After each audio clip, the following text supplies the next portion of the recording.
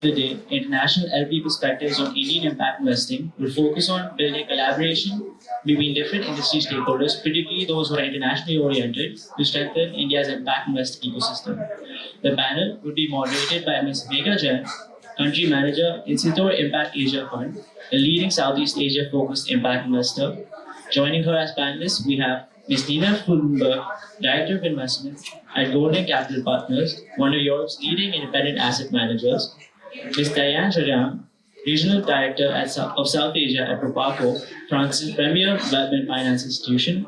Mr. Nishith Desai, founder of Nishith Desai Associates, a leading India-centric global law firm. Mr. Karthik Krishnan, Investment Advisor at the United Kingdom's Foreign Commonwealth and Development Office.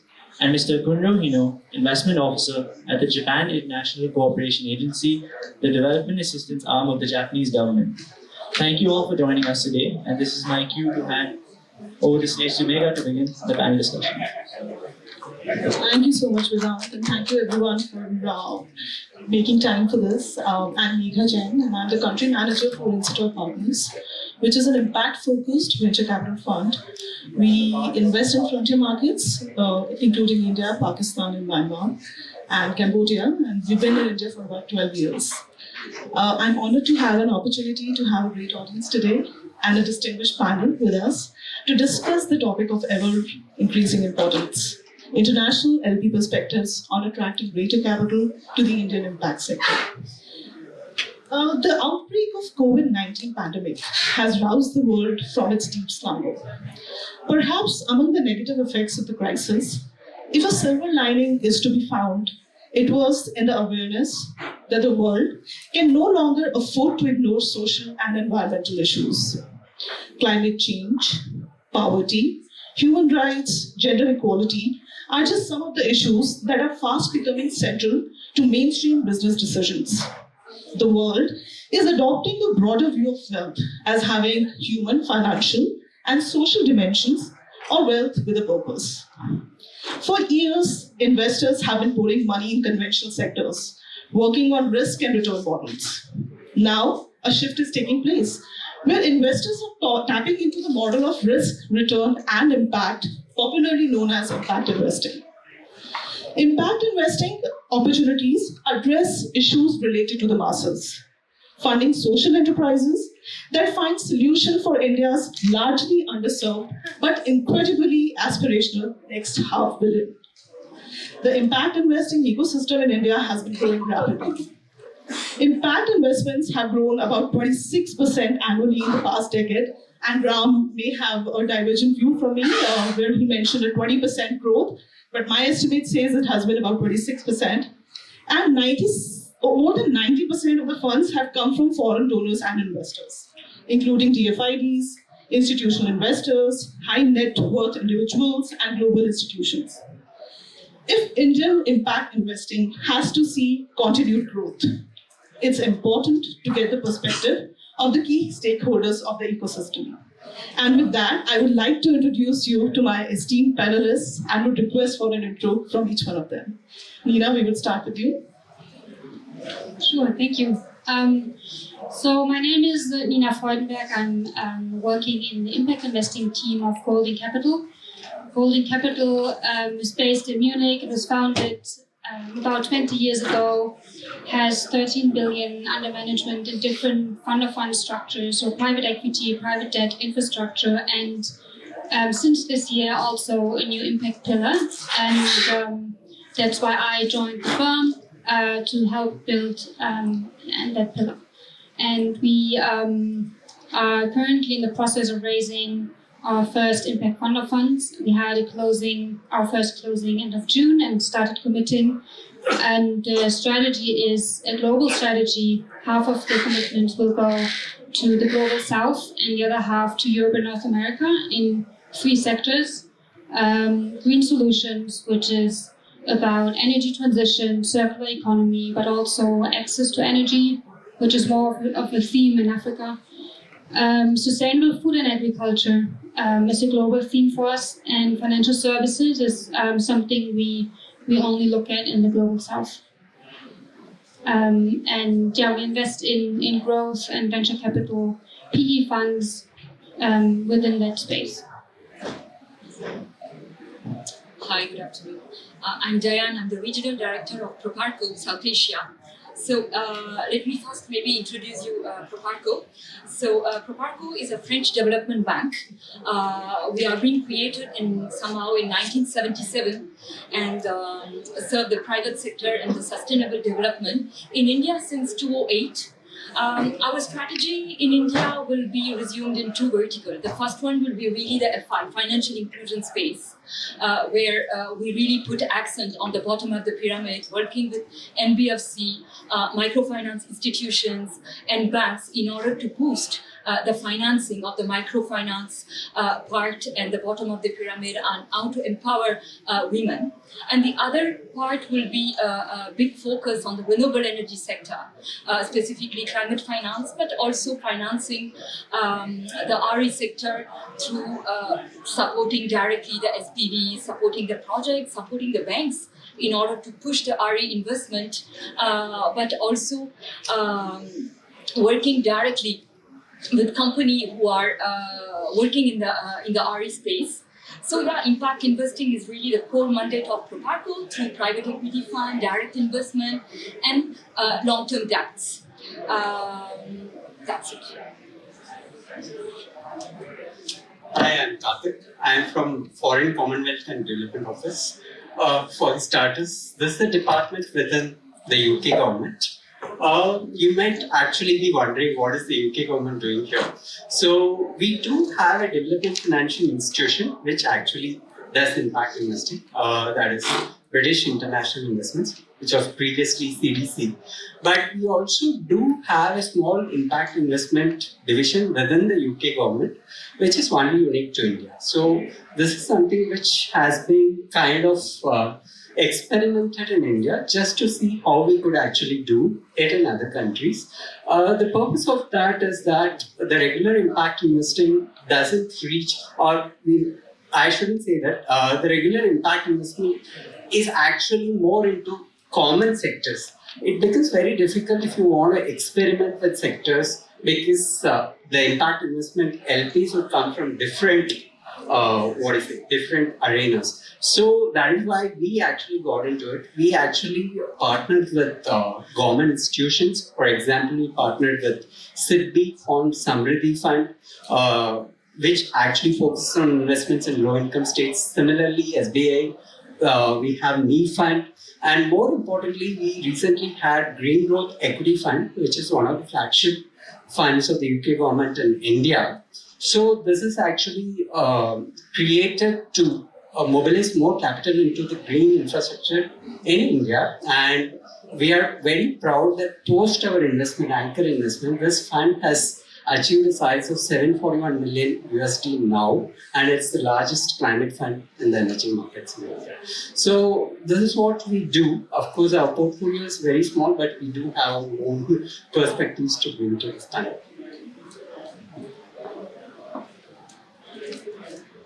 Hi everyone, my name is Kunro Hino. I'm from JICA, Japan International Cooperation Agency. Let me briefly introduce about JICA. JICA is the only one agency who is dealing with the development, through the soft loan and technical cooperation and grant. And then also we are having started private sector investment finance, direct finance from JICA to the private company, private fund. So in France, you have a EAFD, Proparco, and then UK you have FCDO, BII. Yeah, but the JICA is the one we are dealing with sovereign operation and also private investments in one unit. That is our organization. So, but JICA have been focusing more on infrastructure through the sovereign operation. So maybe you might heard high-speed railway between Mumbai and Ahmedabad, or maybe in Delhi Metro, and the other. We are supporting the 6 largest cities metros. and also dedicated freight corridor and roads, healthcare, agriculture. But those comes from the sovereign operation, G2G basis, government to government. We just started our investment in India since 2019, so it's quite actually new for this the sector. But we have now 6 investments.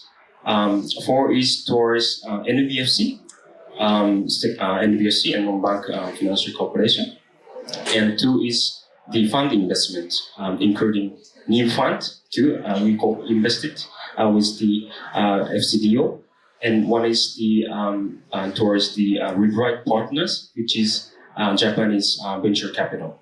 And then in our scheme we can provide our debt, of course, to the bank and also to the corporate, and also we can provide a project finance. And then as for the equity, we can invest, the LP invest to the funds, and then also we can invest as equity investors. So and then we invested 1 microfinance company originally from the Japan, Gojo and Company. Gojo has the large portfolio in India, so we have a indirect portfolio through the Gojo as well. Yeah, so I stop here. Thank you so much. So I'm a lawyer, so last word looks like. And my name is Nishith Desai. I'm the founder of Nishith Desai Associates. We are what we call India-centric global law firm. So when we sort of apart from Mumbai, Bangalore, Delhi, Silicon Valley, New York, Munich, and Singapore, and we pioneered, so to say, asset management industry in 1991. I personally wrote first set of rules for venture capital funds, and from then a lot of other kind of stuff. Seen exciting journey, One thing that has still remained constant is that much of the investment comes from overseas, and locally still it's increasing, but I think it can increase a lot. Number 2, what we see is that there is a lot more interest in impact, because impact cuts across everything. You can define it whichever way you like. But the measurement criteria that are coming up, that are interesting to discuss, I think, in the panel. Some conversation on that. So we work with a lot of GPs, LPs, and other people, because sovereign funds in particular as well. And there's so much pool of capital waiting to come into India. And the objective is how do we together create an ecosystem whereby, Indian impact funds and entrepreneurs, can take this whole country to the next level. One point I have observed on a global basis is that if Silicon Valley is a hub for technological innovation, India is a hub for social innovation. The cost of failure is low in India and scalability is high, I think. And we are seeing a lot of interesting situations that are coming up. Now we have Gift City coming up, other kind of situations coming up. And at the same time, there are certain things that we need to really correct. So we'll discuss all that, but for the time being, I'll stop here. Thank you so much, Priya. Taking a cue from Mr. Desai's point on India being the social innovation hub in India, in the world, Diane, I would like to get your views on how does India compare with some of the other prominent impact investing markets? Given your experience of 14 years in India and Proparco's experience of investing across geographies. So would love to get your thoughts on that. Maybe I can just give you an example. Proparco, like AFD, we are immensely present in Africa. So let's take the example of the African continent. Quite comparable to the Indian continent in terms of numbers, in terms of GDP, in terms of mobile penetration.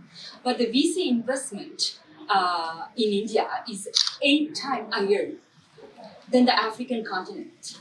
So somehow it's quite an interesting figure. So we believe that VC investment, like more globally impact investment, thanks to the social innovation and thanks to all the tools which is existing, and of course, one of the main tools will be really the role of the tech and the digital solutions is immensely in advance compared to one continent like Africa. Thank you so much. Nina, what are your views on India versus some of the other geographies for investing? So before I joined Golding last year, I had my own small fund of funds together with my colleague Andreas Nielsen. We raised a small demo fund, 10 million, got some capital from European investors, from Germany and Sweden in particular, and wanted to show that you can build a fund of fund portfolio in the impact space. And India has been, well, I'd say 40% of our portfolio is in India. So we invested in some of the prominent names here. And that will certainly, it will certainly remain an important single country in our portfolio. Of course, I don't have to tell you this, the sector is just very advanced here, starting with microfinance and then venturing into the other new sectors that came along over time. So, yeah, of course, relevant single country, yeah. Thank you so much. And I agree with you, we have a stronger ecosystem and probably more mature in terms of impact investing as compared to some of the other impact destinations. Hino-san, JICA has been in India for 60 years. No, 1.5 years. 1.5 years. Yes, I joined JICA for 60 years, but I have been here for 1.5 years. Got it. What has been your experience in India? Yeah, actually, there is some, the dimension like which government deal with, NGO deal with, business deal with. In India, so many entrepreneurs are solving the social and economic issues, which is not covered by the population or government side. So I was so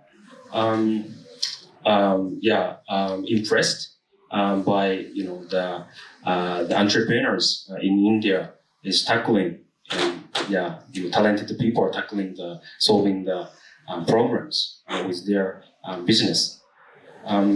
Actually, JICA has two funds, as I mentioned, fund investment in India, but usually we invest like a regional fund, like covering not only one countries, like several countries, but India is really, really huge and so diverse.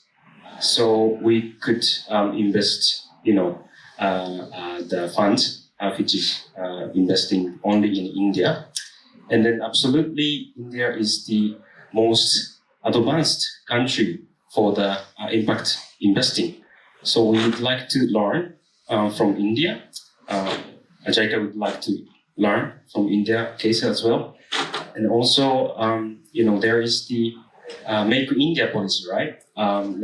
Making the exporting hub in India. But I think make impact in India or make impact with India is happening right away. So I think this successful stories will be exported to the other regions as well. So I'm looking forward to seeing and working with this ecosystem. Yeah. Thank you so much. Thank you so much. Mr. Desai, I'll take another question from your queue on the impact measurements. So there is a famous quote by Peter Drucker: "If it cannot be measured, it cannot be managed."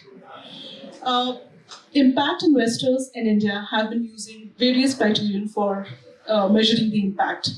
However, there is no specific, well-accepted definition of impact.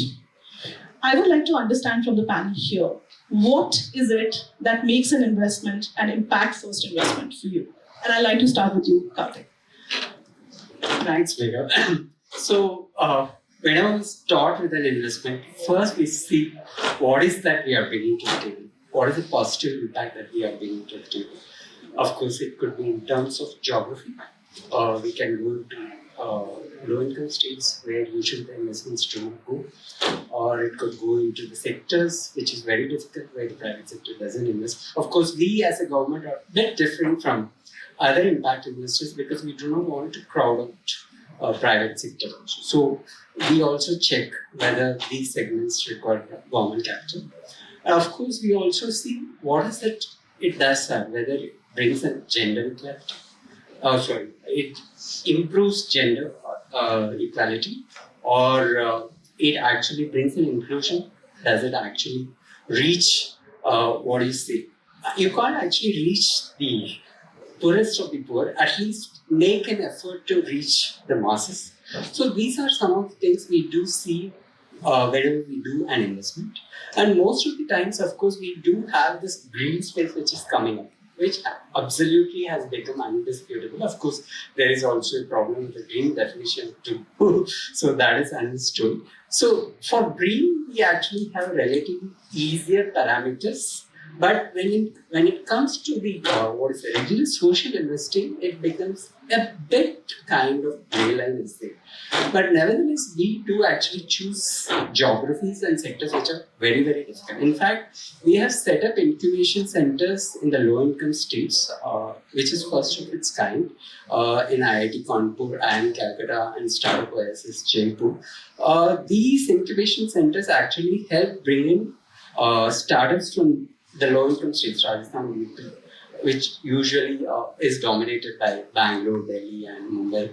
So that is one of the biggest efforts. And of course, later, some of the funds we have set up used some of the startups incubated from these incubators. So that's something which we consciously do, and that's what we actually call it as impact investing. Interesting. Mr. Desai, your views on this?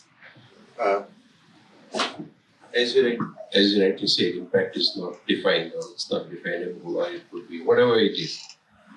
This is going to have one interesting implication on lawyers, because you are going to see a lot of litigation next 5 years, including washing, because there's going to be a lot of disputes, the stakeholders and the founders and GPs and LPs, because LPs fund GPs, right? And they have their own criteria. Now, some of you already know that, for example, IFC has what is called Anticipated Impact Measurement and Monitoring System. Okay. Similarly, Jain, Global Impact Investing Network, has impact investing benchmarks. So there are some measurements coming up, but I think you have to agree to certain benchmarks. On the other hand, GPs will also have to negotiate very carefully, because what they are committing, because the money comes, I want to sign up and get your money, later on fly the kite. Okay. So again, GPs also have to be very careful in understanding what they are committing, because I know that in many cases LPs have agreement that 50% of the investment must be in impact and measurement reports must be submitted in every year and stuff like that. So again, GPs have their own perspective, what they can deliver, what they cannot deliver.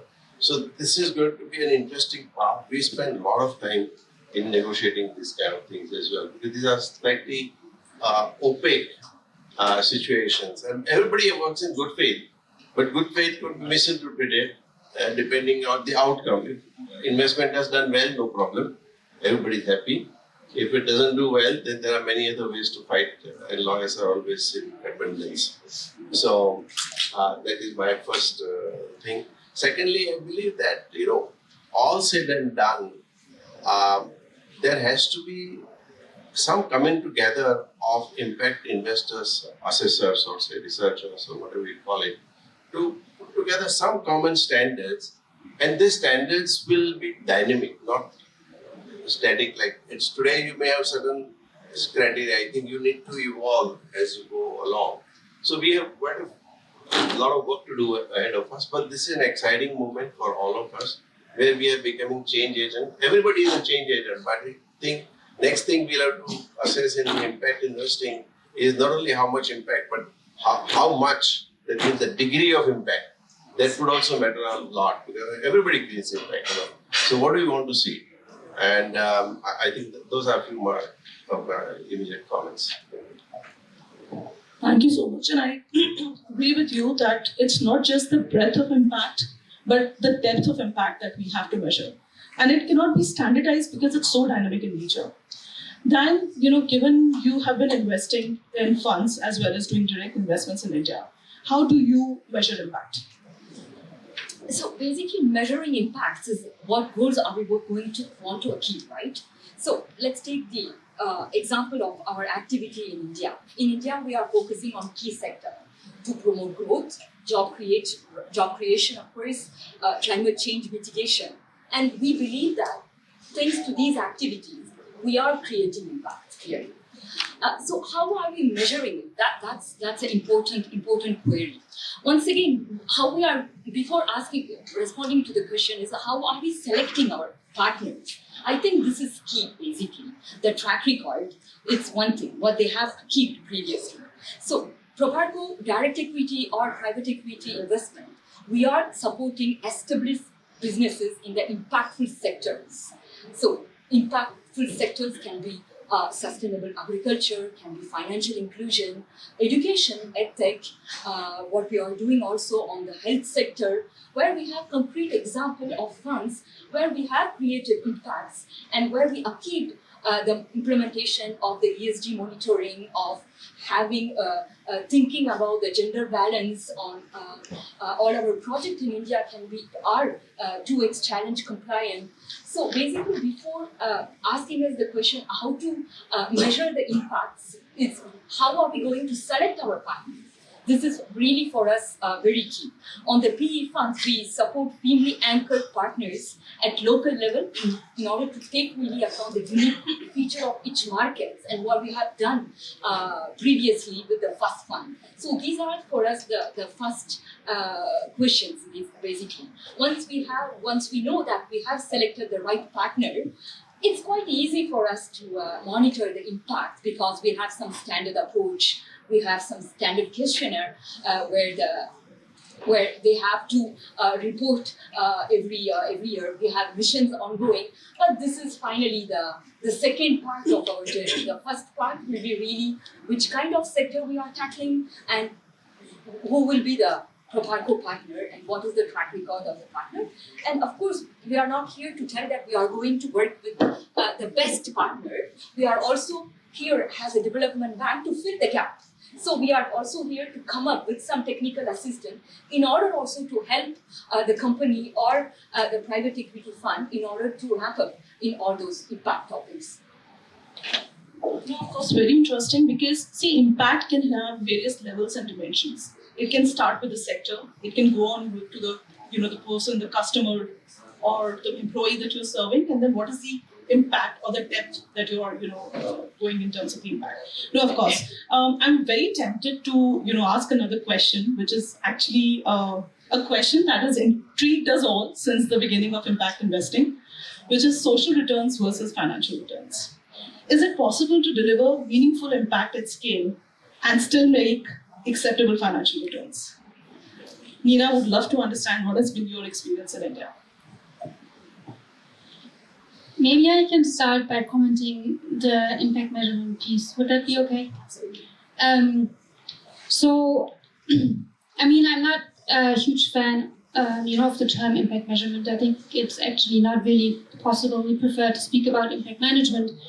But other than that, in the European Union, we have a new regulation that came out last year. It's called SFDR.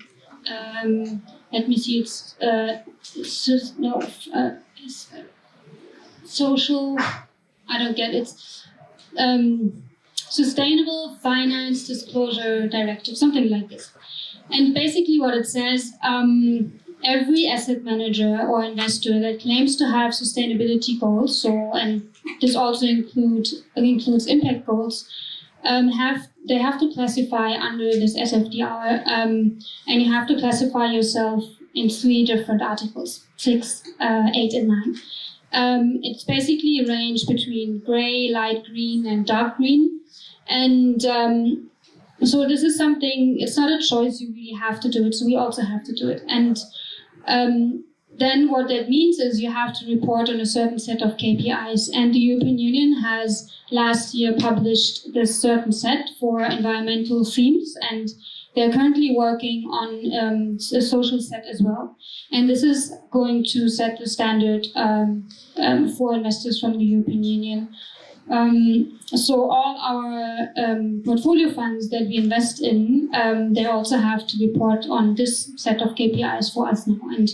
And if that's not possible, then we can't invest for regulatory reasons. I think that is a really new breakthrough thing from the European Union, and I heard that the United States are working on a similar thing. So this is certainly going to shape, the way we look at this management theme. On financial returns, so our investors are pension funds, primarily from Germany and Europe, and they have a fiduciary duty. So we can only invest in fund managers that aim for, commercial financial returns, so for us, the answer is very clear. We cannot invest in funds where there's not, the expectations that the returns will be commercial. But sometimes I'm wondering in the impact space, why? Maybe we can, I can ask the question the other way around. Why do we have to try to squeeze more and more areas into a business model? Sometimes I feel the greatest impact can be achieved when it's not squeezed into a business model, but when it stays sub-commercial. Maybe question to the others, if I may. Karthik, your views. So, for our portfolio, I think it's a bit too early to say, but nevertheless, what we understand from what happened till date is that it's not very difficult to achieve an acceptable financial returns. Of course, it won't be supernormal, but we do see that there is definitely a possibility of achieving commercial returns, acceptable returns. The reason being that is that in India, the commercial enterprises have huge competition, and at the end of the day have very high valuations. And if you go into tier 2 or tier 3 cities, there are hardly any 2 or 3 funds competing for that. So this is where I think there is a bit of leeway, number one. Number two, also we do see there are some sectors which give us higher returns, and some sectors may be a bit difficult, like what happened with microfinance. It was a bumper. But at the same time, some of the sectors might not have been yielding us good returns. So on a portfolio level, we do see that it evens out and we get it more or less acceptable returns. And of course, if I go and see the statistics and also see British International Investments, our subsidiary, all these things holds true. So there are some bumper returns. In fact, in our own portfolio, there is a company in low-income state like Rajasthan, which has given us 27x. So which would obviously, kind of take all the losses of the other investments. Not all the other investments, but largely covered. So it's kind of diversification bringing in acceptable return. That's what I would say. I think there are two ways to look at, one from entrepreneur's perspective, other from investor's perspective. So one is value creation. I think serious effort has to go into early stage ventures to sensitize them. It is not that you grow to a particular size and you start learning about ESG, it's day one, because then change is very difficult. And teach it as a new value creator. ESG as a new value creator, impact as a new value creator. Number two, that in India, rupee has already, 8% hit has already been taken last 5 months, possibly to whatever is the right exchange rate, whatever. But there are markets which are outside India where you can capture significant value. For example, one of the companies, it's public knowledge, so like we continue, we respect. India did not give it enough valuation. Indian market did not understand. Okay, but it did $8 billion spec we did, right? So, and my assessment, talk about geographies, I think maximum awareness and sensitivity on impact is in Europe. Okay, second consideration. Of course, US is also there, a traditional investor. But we see a lot of empathy for impact in Europe in particular. So impact investors, both institutional as well as the family offices, second, third, fourth generation is interested more in seeing the world better than ever before, right? So I think you can go and capture value. If Indian government relaxes its norms for either listing company abroad, even small ones. Today we are talking listing means big companies, but you can have a lot of things. You will be able to capture a lot of value and possibly bring that money back into India or grow your business. So one is value creation is, I would say, easier in India because, as I said, the scalability is high and cost to scale is low. So it is very, and there's so much, you can do here. And exportable models can be developed, as you mentioned about Africa or otherwise. Whatever models we develop here can be exported. A lot of financial instruments we develop, impact bonds or outcome funds and stuff like that. Many other things. These are exportable models. And Africa and other countries can do that. So I think one is value creation here. It is definitely possible.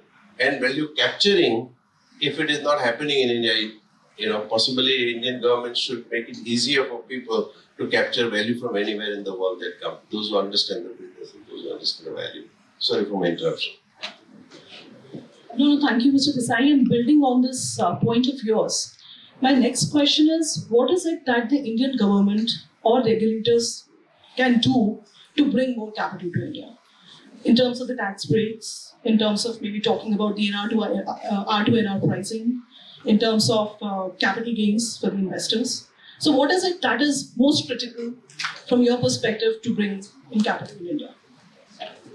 See, I myself have been a fan of international tax in India, so I understand. But you realize the concept is a foreign tax is a cost on transaction. Domestic tax is perceived as an obligation. So when foreign investor looks at returns from India, he looks at not only after all the depreciation of the rupee, etc., but how much is the tax? Because that affects their net return. That is what. Then therefore, it is very important. Indian tax rate may still be acceptable, but I think the complications attached are too many. And I think we are getting into unnecessary problems. So everybody is worried about tax, and every civil, I would say, offense is now being converted into criminal. So for small violation, there is prosecution and penalties and jail and stuff like that. So people are worried about it. And so I think Indian government should really look at this whole ecosystem of impact investing. And as you rightly say, there could be some tax concession. But as an investor, I would only look at net of tax return as a foreign investor, because that's what is my investors in return, right?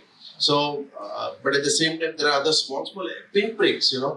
One interesting situation which we found in research was that if you commit a default, under Exchange Control Act, now it is called Foreign Exchange Management Act. At one time it was called Foreign Exchange Control Act. It was control regime. So government said, no, we should move from control to management. So name of the law has been changed to management. Now, if you have some infraction of law, some procedure or otherwise, you can go for compounding. Now, normally what happens when you go for compounding, the language is, there is some difference of opinion, understanding, etc. So I made a mistake, or basically I would say that I want to buy peace. I don't know, I can fight in the court, but I don't.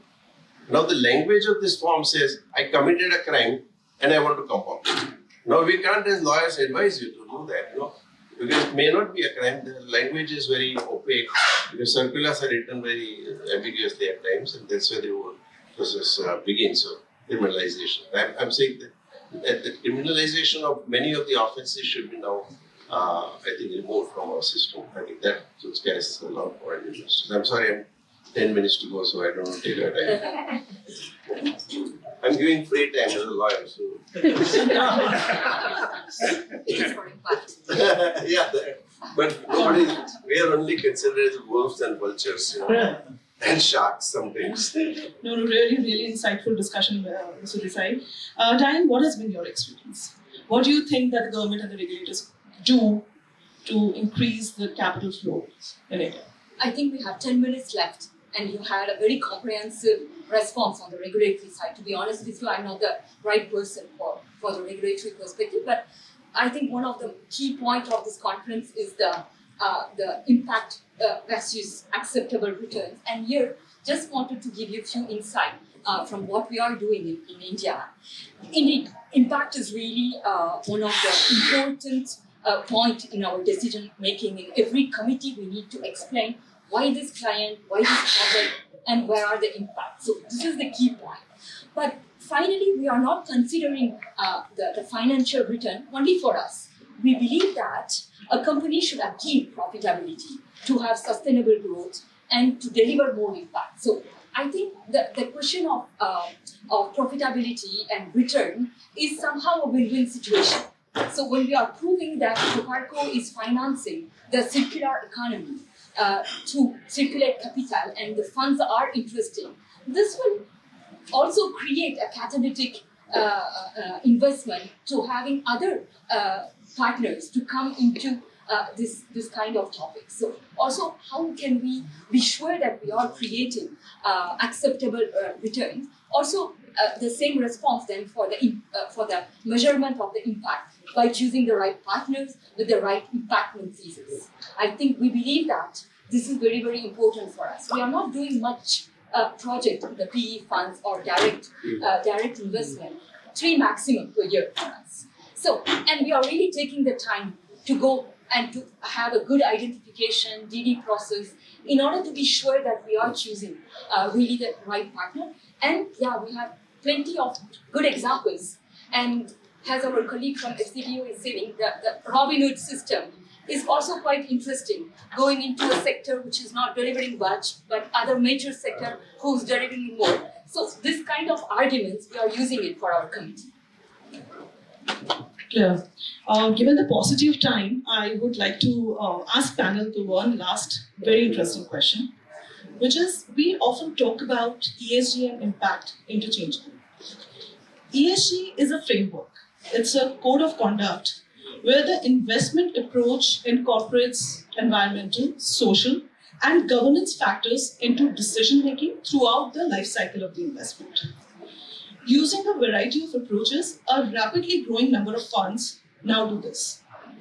Impact investing, on the other hand, incorporates ESG principles but also delivers measurable social outcomes. My question is, how does global ESG focus impact the flow of capital into impact investing? Should we see ESG as a competing destination for capital, or is the increasing ESG focus makes higher availability of capital for the impact investing sector? Hino-san would like to get your views on this. Yeah, thank you very much. So as you likely mentioned, there is ESG and an impact investment. And then from my personal view, the ESG is much more like a risk filter. There is some risks regarding E and S and G, and then the company needs to solid policy or framework structure of the company. That is the ESG part. And then impact investing is much more, how can I say, wide and has a wide range and a deep range, I understand. It's totally depends on the projects or the sector, how the business give the impact. Yeah. And actually, as I mentioned, we invested 2 funds. One is the new fund, and then one is the Rebright Partners. This is the Japanese venture capital. And then now we are trying to support them to create impact measurement system in the fund.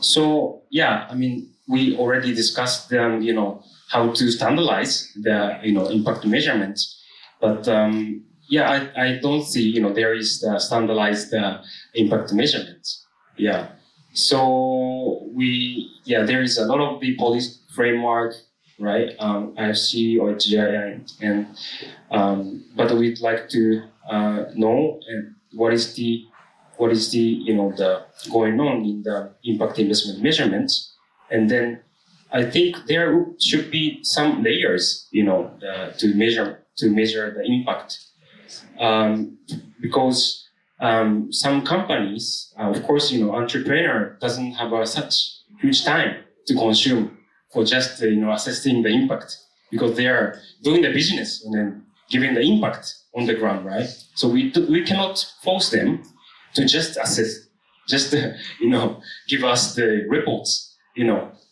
precise reports. We cannot force them. So we need to make sure that is the sustainable.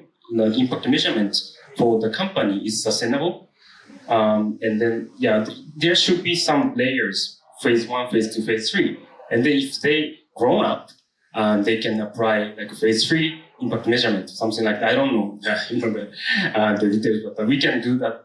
Something like that, yeah.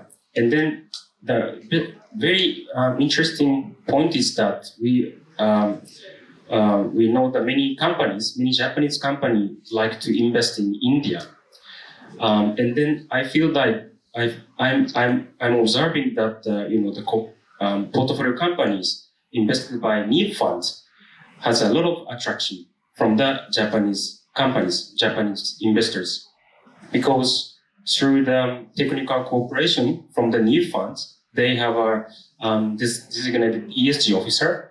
They enhance the system, and then they also they're helping to assess the impact.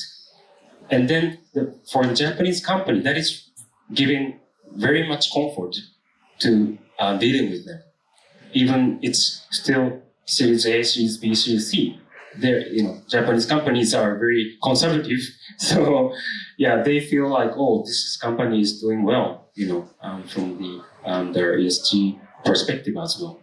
So I think ESG is the framework is also working for the attracting the investments, typically mainly from the outside, like Japan. So I forgot the question. ESG and impact, right? We can do the both. But there is, I think that is the different.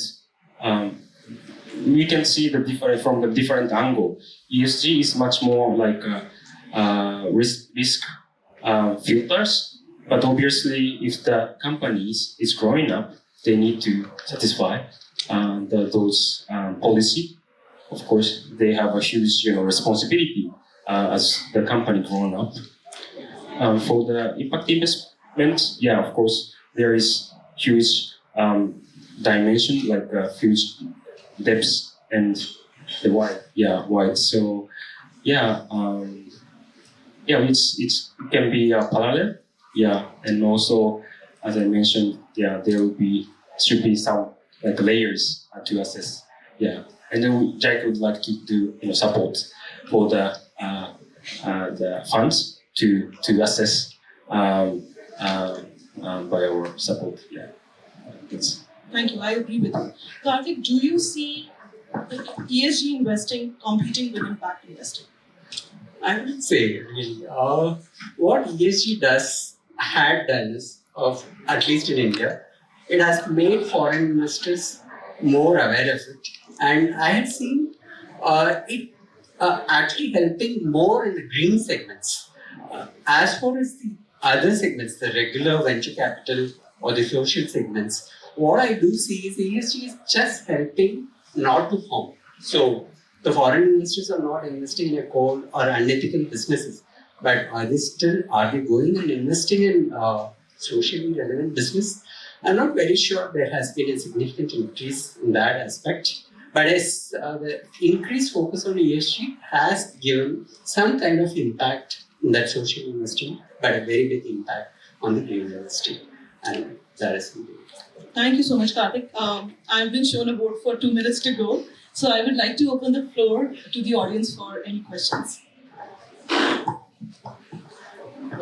So for your agency, the Japanese agency in the UK, are you investing only in funds or are you investing in companies directly also? In both? Yes, we do both. Yes, we can invest directly to the company. Yeah, and then also we can provide a debt to the company as well, and the project finance as well. Great. Karthik, for you also? At this point of time, we are investing only in funds. Only in funds. Yeah. And what about your agency? So we are investing into PE funds, direct investment, and also long-term debt. Only in PE funds, not directly in companies. Direct investment. Oh, of direct course. investment in companies. Direct investment, private equity Okay, funds, all right. and debt. also long-term debt to corporates and the financial system. Okay. So NBFC, banks, microfinance institutions. And what about you, for you also? Only in funds. Only in funds. ENBC funds. Okay, thank you. Thank you. Any other questions from the audience?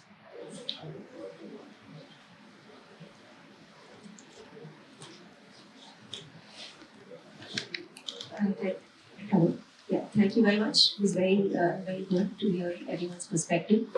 I just wanted to understand whether you all have observed a deepening of the space. A lot of faces at this table personally. I mean, I'm familiar with almost all bar holding. That's the only investor at this table currently. Have you all noticed more capital coming to India? There's a lot of news about it. But do you see the impact sector deepening and the reach going out more than it is?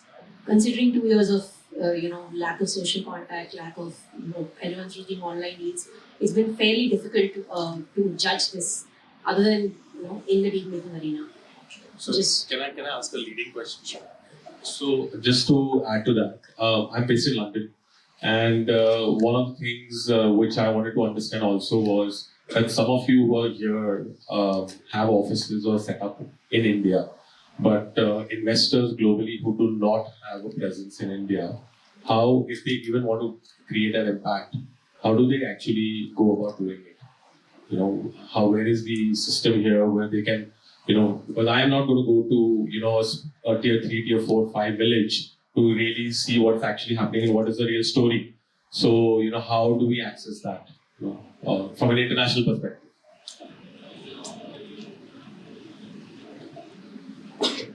Desai.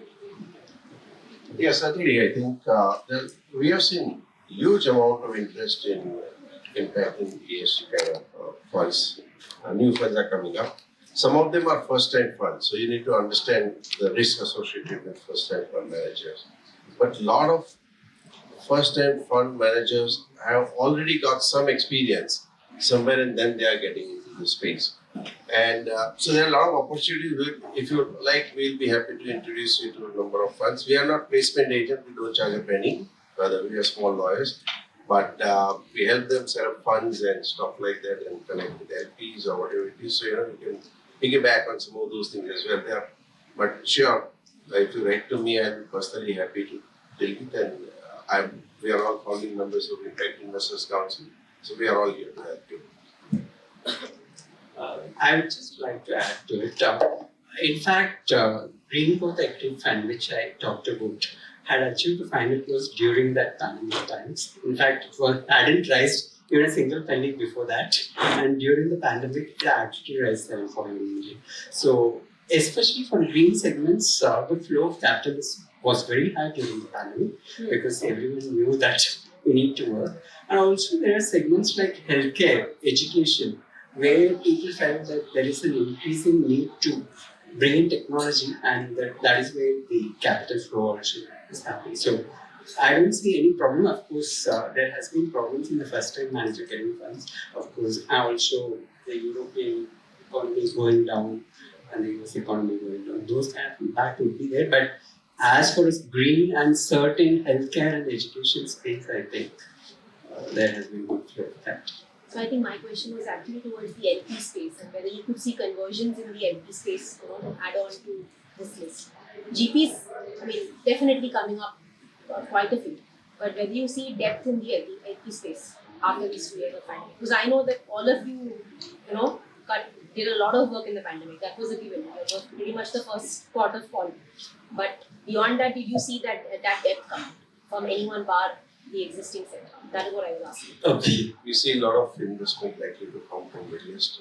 If you read Financial Times just a few weeks ago, it said they got 1.5 trillion windfall. Additional, that means. And they're of course investing in themselves, but I think a lot more towards India than before. And we met with government officials and others.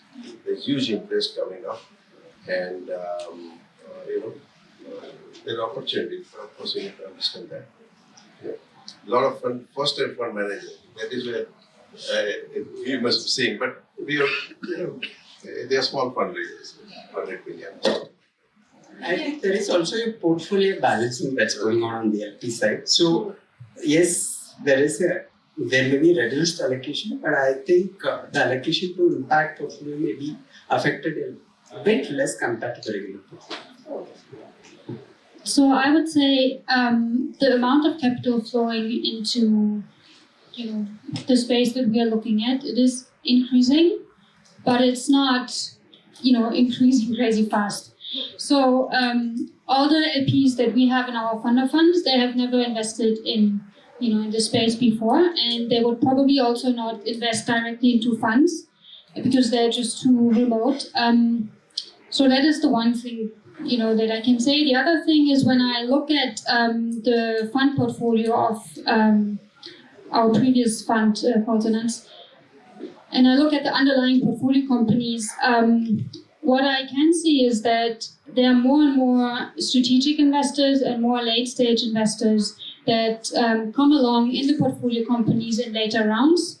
And I would say that is something that I see in the fund portfolios of the current fund, but not necessarily of the fund generations before that. So that is growing. And also to your question, sometimes I get portfolio companies, pictures of portfolio of companies at my desk in Munich, and then I wonder, okay, what way did they take to end up on my desk? A lot of local Indian investors must have said no. Otherwise, they wouldn't probably reach out to me. So that's for us. We have this fund of fund strategy, and not investing directly into companies. Thank you so much. Thank you, audience, for investing your time with us. And thank you so much, panel. Thank you.